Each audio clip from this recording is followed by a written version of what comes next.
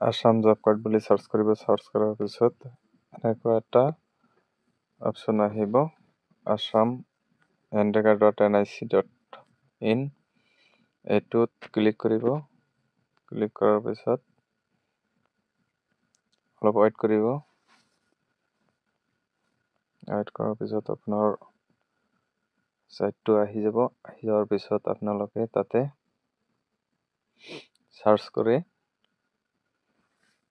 Search কৰিলে আপোনাৰ main ষ্টেপটো আহি যাব। অলপ ৱেইট কৰিব।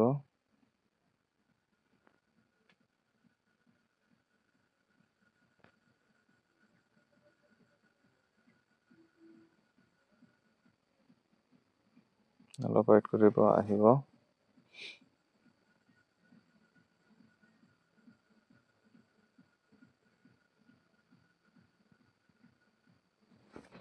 এনেকুৱা ইণ্টাৰফেচ আহিব। অহাৰ পিছত নিজৰ ডিষ্ট্ৰিক্টটো চিলেক্ট কৰিব। যেহেতু মোৰ ডিষ্ট্ৰিক্ট বঙাইগাঁও, মই বঙাইগাঁওটো চিলেক্ট কৰিলোঁ।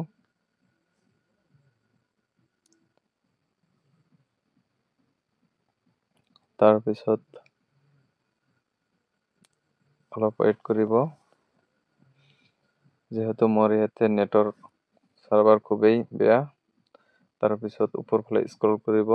তাৰপিছত ব্লকটো আপোনালোকৰ যোনটো ব্লক হয় সেইটো ব্লক চিলেক্ট কৰিব। মোৰ ব্লক যিহেতু টাপাটাৰী, মই টাপাটাৰী চিলেক্ট কৰিলোঁ। টাপাটাৰী চিলেক্ট কৰিলোঁ। অহাৰ পিছত মোৰ পঞ্চায়তৰ নামটো, মোৰ পঞ্চায়তটো হ'ল মালেগড়। মোৰ এইটো মালেগড়ত মই ক্লিক কৰিলোঁ।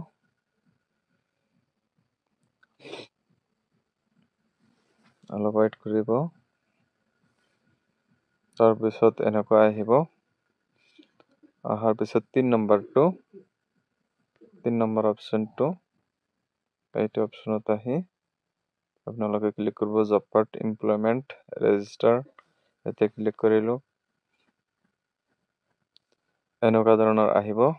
অহাৰ পিছত যিসকল ব্যক্তিৰ জব কাৰ্ডত নাম আছে বা নতুনকৈ এপ্লাই কৰিছিল, জব কাৰ্ড বনাইছিল, সিহঁতে জব কাৰ্ড পোৱা নাই, কিন্তু এইটো চাইডৰ পৰা নিজৰ জব কাৰ্ডখন ওলাই ল'ব পাৰিব।